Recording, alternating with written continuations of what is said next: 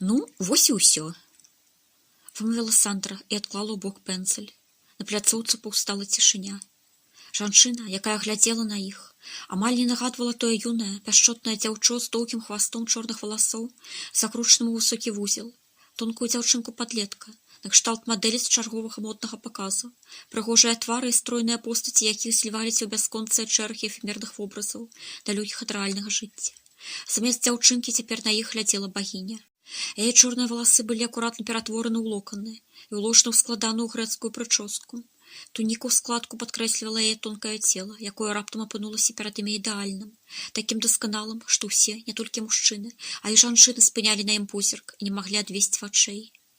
Браtzалеты на яе руках і каралі на шыі, а таксама дыядэмы ў густых валасах ціха ззялі, падкрэсліваючы залацістую скуру, якую ўжо крыху паспела крануць ці злёгку пацалаваць сонца, і бляск якой Сандра падкрэсліла тонкай залатой перлінавай пудрай. Цяпер на іх паглядала сапраўдная Елена, тая, за якой спалілі Трою, за якую біліся і нішчылі адзін аднаго цары, якая спакойна глядзела на кроў, льючуюся ля яе ног.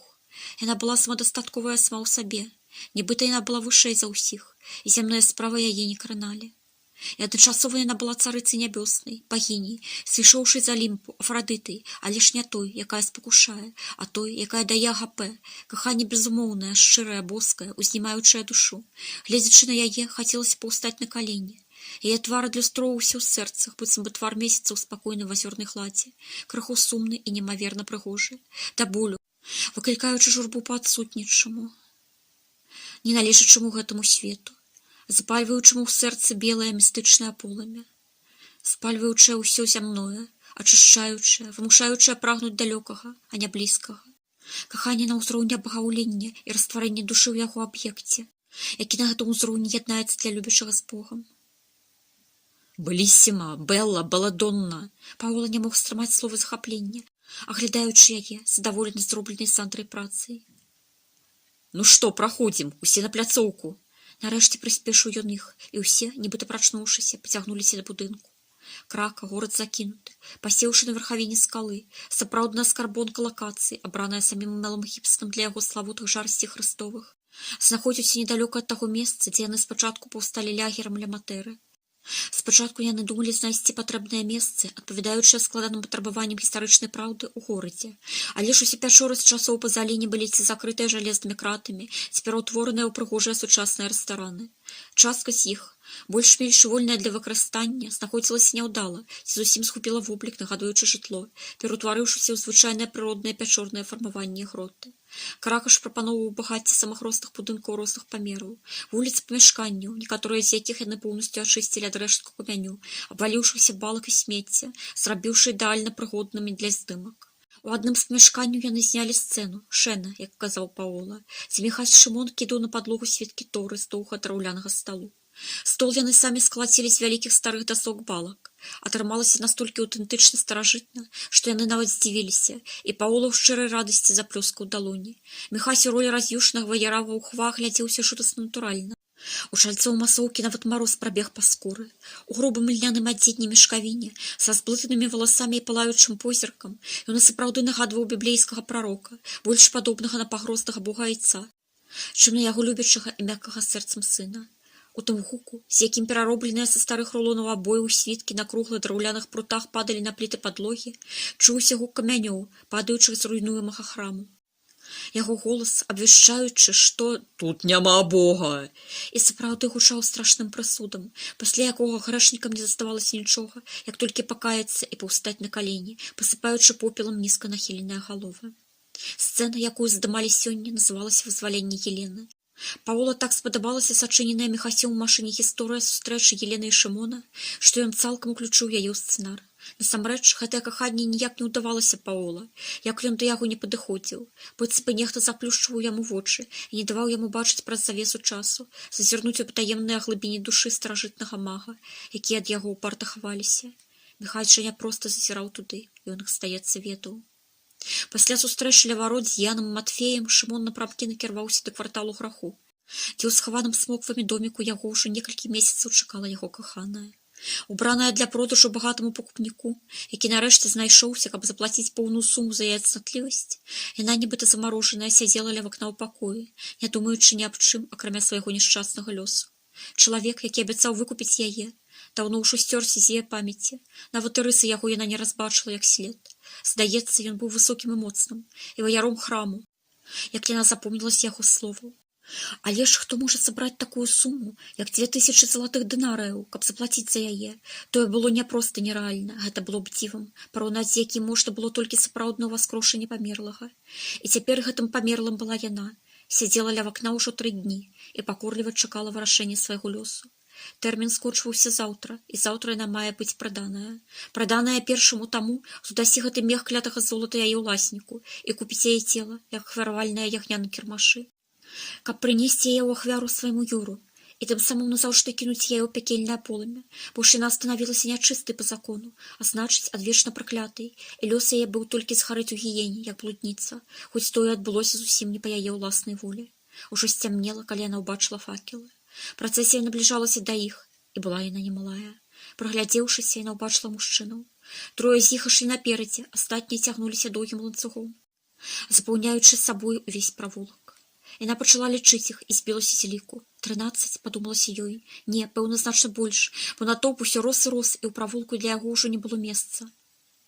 Шум яго наблізіўся да яе вакна, як марскі вал, і яна раптам замёрла. Яе сэрца пачало адчайна калаціцца, бо наперадзе паміж прыгожым стройным юнаком і крычакаватым мужчыны рабаўнічага выгляду з густой нячосанай чорнай барадой ішоў ён. Ён быў прыгожы, цяпер яна гэта бачыла, бо святло факелаў залівала яго твар, змучаны постам і апальнай спякотай, з доўгімі чорнымі валасамі, якія ляжалі львінай грывай на плячах, з густой барадой, адрослай да грудзей, у нейкай рваніне, якая калісьці была адзеннем. Яго вочы палалі, і ён рашуча накіроўваўся сюды, відавочна ішоў да яе. Пэўна, грошы ён не здолеў здабыць і цяпер хоча адбіць яе сілай, вырашыла яна, і з сумам падумала, што ў гэтым доме цярпімасці дастаткова моцных стражаў, каб адбіць нават і напад рымскай кагорты. Шмат хто з іўдэйскай знаці наведаўся сюды, бо ж яны былі зусім не святыя, цяпер яна гэта ведала. Усе яны святыя толькі на словах. Садукеі, якія толькі робяць выгляд шчырых вернікаў, паважаючых закон, які для іх даўно ўжо стаў толькі зброяй, ланцугамі для ўтрымання ў пакоры народу, які яны параўноўвалі са стадам, пасвілі, як яны казалі, смеючыся, падносячы чашы з віном да вуснаў, якія яна налівала. Усе яны глядзелі на яе з пажаднасцю, толькі ён адзіны так не глядзеў на яе тады, бо ж Юру ў яго вачах не было. Там было нешта іншае, ад чаго ў яе моцна забілася сэрца, і чаго яна яшчэ не ведала. Можа, цяпер даведаецца, падумалася ёй. Натоўп падышоў да варотаў, і ён упэўнена грукнуў дзверы. Праз хвіліну яны адчыніліся, і ён увайшоў унутр адзін. Натоўп застаўся вонкі і пагрозна маўчаў. Яна замёрла, міжволі прыслухоўваючыся, і сапраўды, хутка па лесвіцы ўгару, дзе месціўся яе пакой, пачуліся крокі. Дзверы адчыніліся, і на парозе з'явіўся яе гаспадар, якога пасунуў плячом высокі, зарослы чорнымі сплытанымі валасамі мужчына ў рваным адзенні, праз якое было бачнае яго аголенае цела. Нават і тыя часткі, якія яна зусім не павінна была бачыць. Я выкупіў цябе, Елена. Збірайся, мы пойдзем адсюль. Пойдзем туды, дзе цябе ніхто не пакрыўдзіць. Я забіраю цябе з сабой. Ён падышоў і ўзяў яе з руку, рашуча, але ж асцярожна.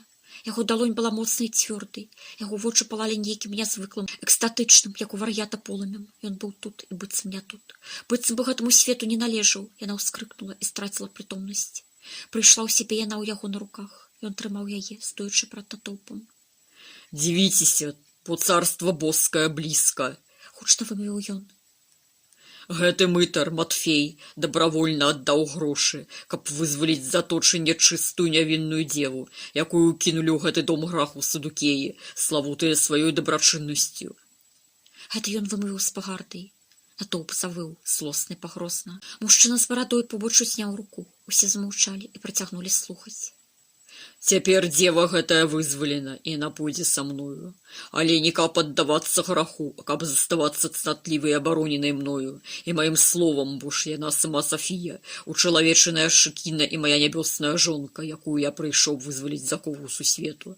Цяпер ты моя каханая, і імя твоё сапраўднае, мудрасць, напісаная на нябёсах. Нягромка вымовіў ён, зварочваючыся да яе.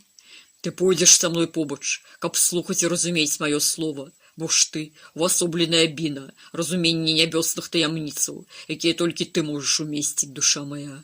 Ён нахінуўся і пяшчотна пацалаваў яе. Яна напалохана глядзела на яго, а потым страх сышоў, пакінуўшы месца нечаму іншаму. Яна болей яго не баіцца, яна яго кахае. Прыйшло да яе разуменне, аб якім толькі што казаў ён. «Я кахаю тебе, Господи», — ціха вымовіла яна, і яе слова ружовымі пялёсткамі апалі на сціхла натоўп. Натоўп пачаў апускацца на калені. Першым прыгожы юнак, а потым астатнія. Чалавек паставіў яе на зямлю побач з сабою, крэпка трымаючы за руку.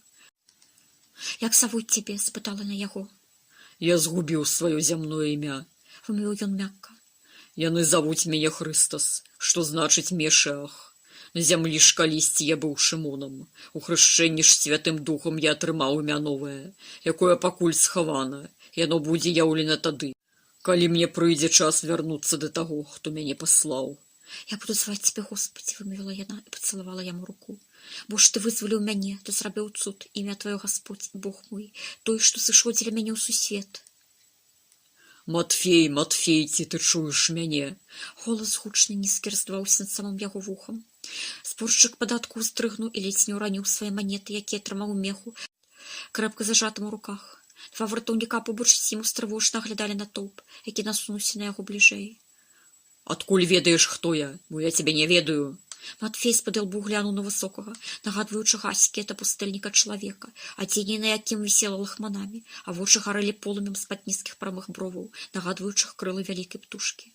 Цяпер ведаеш, бо я Гасподзь твой Мешах, той, хто прыйшоў хрысціць вадой агнём Святога Духа. Бо прыйшоў час вызваліць народ іўдэйскі з-пад рымскага ярма. Збірайся, пойдзеш за намі, бо час наблізіўся. Натоўп пагрозна пасунуўся да яго. Чаму я павінен верыць табе? Ты ведаеш маё імя. Аднак яго ўсе ведаюць, як дакажаш, што ты Гасподзь.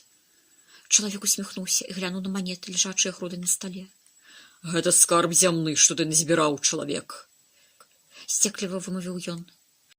І сапраўды, гэта няшмат, каб выкупіць у сатаны сваю душу. Аднак я магу даць табе столькі, што хопіць не толькі на цябе, але ж на ўсе душы, якія сабраліся тут. Глядзі. З гэтымі словамі ён палажыў вялікую далонь на прыгаршню манет. Яго вочы быццам бы спапялялі, вымушаючы глядзець на яго і слухаць. Нават жаўнеры побач не врухнуліся. Калі ж ён узняў руку, груды медзі і срэбра на стале перад ім не было. На стале ляжала груда залатых манетаў, якія ззялі, як сонца ў святле паходняў, што натоўп ва мностве трымаў у руках. З горла людзей вылецеў нібыта адзіны злітны крык. Матфей не верыў сваім вачам. Толькі што гэты вандроўнік пераўтварыў яго дзённыя зборы ў нешта ў разы большае. Як гэта магло адбыцца? Хто ты? Хрыпла запытаў ён. Я Гасподзь твой і Бог, скарбы якога і сапраўды бясконцыя. Спакойна вымовіў чужынец. Высып на стол усё, што ў цябе ёсць. Матфей падпарадкаваўся, і хутка на стале заблішчала золатам груда чыстых новых дынарыяў. Тут роўна 2000. Пералічыўшы, вымовіў ён, узнімаючы вочы на чужынца. Так, і ты аддасі іх, каб выкупіць бедную сірату, якую трымаюць у доме граху тут недалёка, бо гэтыя манеты прыназначаны, каб выкупіць яе душу ў цемры. Гучна вымовіў чалавек.